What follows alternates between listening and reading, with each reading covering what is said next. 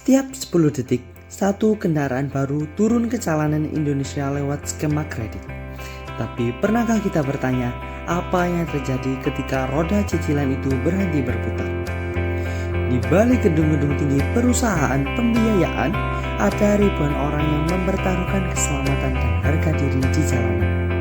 Antara penagih yang dikejar target dan rakyat kecil yang terhimpit kebutuhan. Ini bukan sekedar cerita tentang utang yang menumpuk. Ini adalah potret retaknya nilai kemanusiaan dan keadilan sosial dalam sistem ekonomi kita. Apakah kita sudah kehilangan adab demi mengejar aset?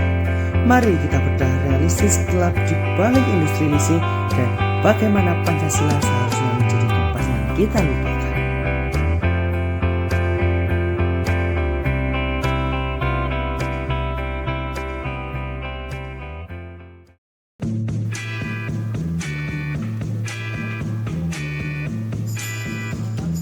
Ini Kaifat, dia adalah seorang leader kita.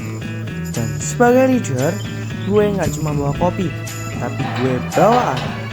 Masalahnya, arah anak-anak gue seringnya ke tempat yang salah. Jadi sekarang, gue bakal ambil kendali dan bawa mereka ke satu titik, yaitu tempat leasing. Gue gak tahu ya, nanti respon mereka bakal gimana. Apa mereka bakal setuju atau enggak, I don't know. Tapi yang jelas, sekarang mereka harus ikut komando gue dulu. Karena dalam tim, kalau leadernya gak nuntun, kita cuma bakal muter-muter di tempat yang sama. Oke, let's go, follow me. Besok ke pantai yuk. Pantai mana? Pasti. Mana? Dan ini Dinan, scriptwriter kebanggaan kita. Orang yang merangkai kata-kata biar konten kita nggak cuma modal visual. Dia yang bikin skenario, tapi kadang dia sendiri yang lupa kalau kita butuh aset baru. Buat video acara di sana. Jadi di mana? Di dekat sini daripada kita di Bali. Juga habisi banyak biaya. Apa sih kurang apa sih? Boleh dah, seru tuh kayaknya. Biasa yang berapa? Aku beli kita. Oke, gas. Tadi suruh. Katanya tetek kan. Kalau ini Adit, kameramen, matanya lebih tajam dari lensa ultrawide. Dia nggak bakal gerak kalau komposisinya nggak simetris. Iya ya. Kalau dia nggak ngajak kan pasti belum izin ya. Iya, terus kira-kira biasanya kita bawa apa aja? Bawa laptop, bawa HP. Cuma itu doang, ini aja. Entah. Bawa makanan. Itu direkturnya nggak dikasih bingkisan gitu emangnya? Apa? Nasi goreng. Ini Fagan, dia host kita. Tugasnya ngomong terus sampai audiens yakin kalau apa yang kita omongin itu penting. Masalahnya, dia paling hobi ngeracun buat hiburan. Al. Al tahu gak sih? Besok itu kita mau. Ini Alfa, dia editor, jantung dari semua konten kita.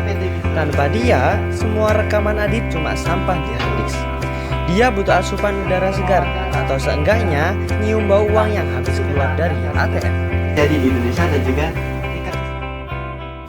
Tahu nggak, menurut data Otoritas Jasa Keuangan, pembiayaan kendaraan bermotor di Indonesia terus mengalami pertumbuhan setiap tahun. Sistem kredit memudahkan masyarakat memiliki kendaraan.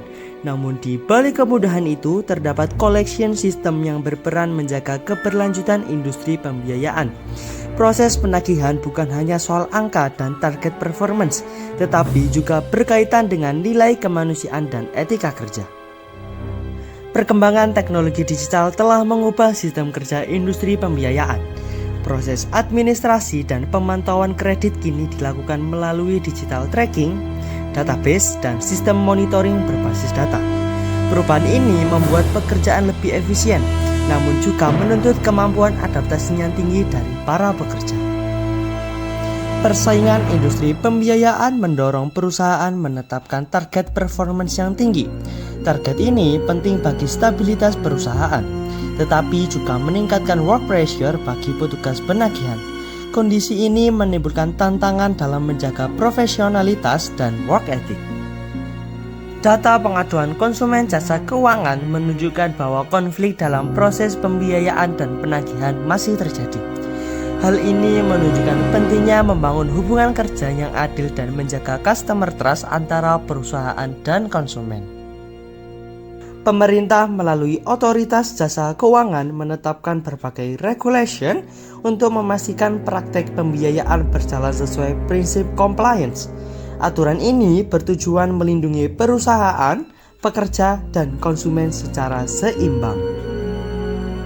Perubahan sistem kerja menuntut pekerja memiliki kompetensi komunikasi, pemahaman hukum, serta professional skills dan kemampuan problem solving dalam menghadapi berbagai karakter konsumen. Perkembangan ekonomi dan teknologi membawa peluang sekaligus tantangan dalam dunia kerja. Sistem kerja yang semakin kompetitif menuntut pekerja menjaga profesionalitas, tanggung jawab, dan work ethic secara konsisten.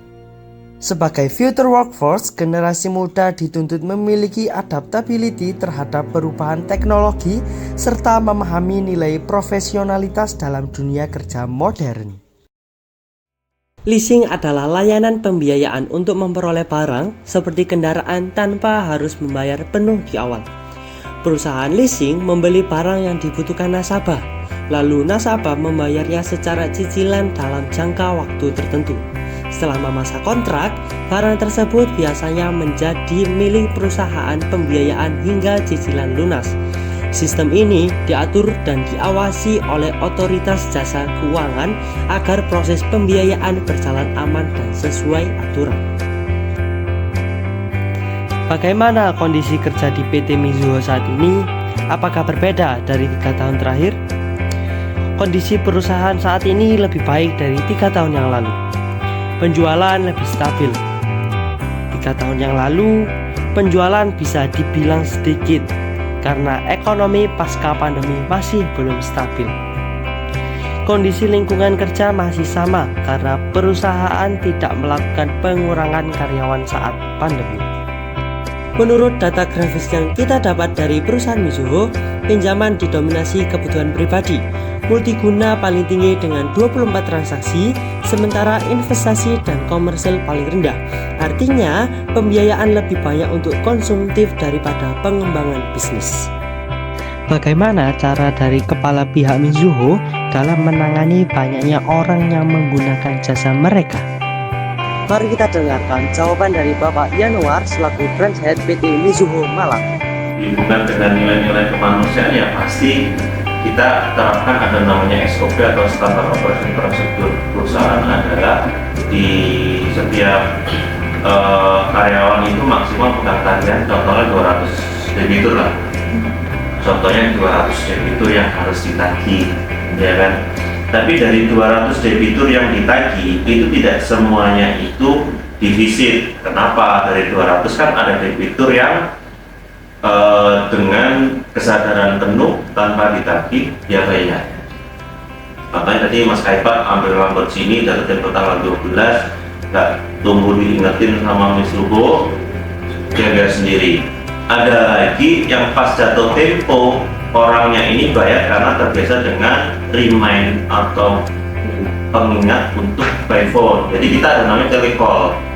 Telecall itu adalah dia penagihan via telepon, tapi adanya di pusat, di Jakarta, bukan di Jabar. Nah, setelah lepas pada saat keterlambatan 4 hari, barulah itu masuk ke kolektor Jabar. Kolektor itu penagih.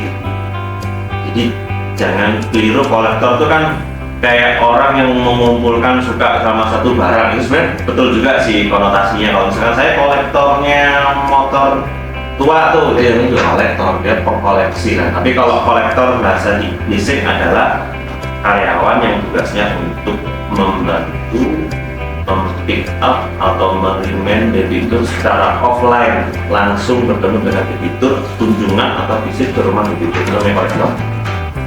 Jadi ini kalau misalkan dihubungkan sama humanity value dalam operasional sehari-hari, yaitu nggak mungkin kita kalau satu karyawan SOP-nya bukan 200 kita bebankan karena saya nggak suka sama si A kasih 500 kontrak A 500 debitur.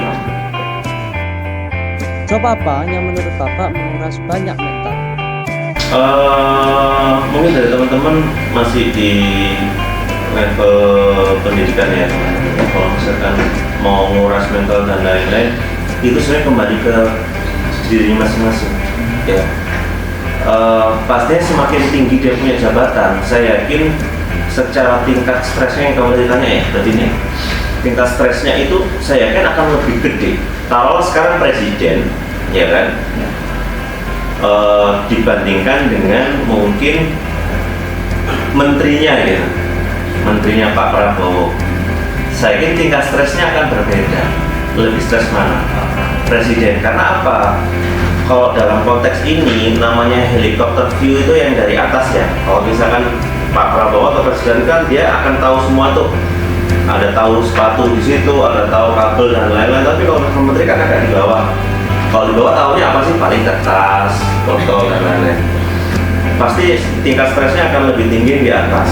Tapi kembali lagi, dia nyikapinya seperti apa?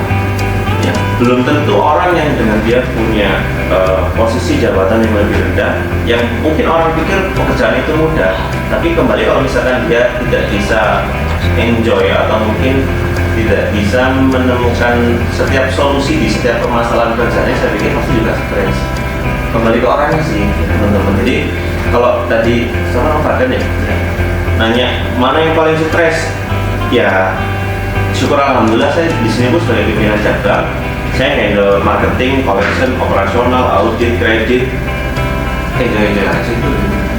Sebagai penutup, nerimo ing pandum nanging duduk pasrah tanpa usaha. Terima bagian hidupmu, tapi bukan berarti diam dan nyerah. Mental health bukan soal kuat-kuatan, tapi soal berani mengaku lagi nggak baik-baik saja.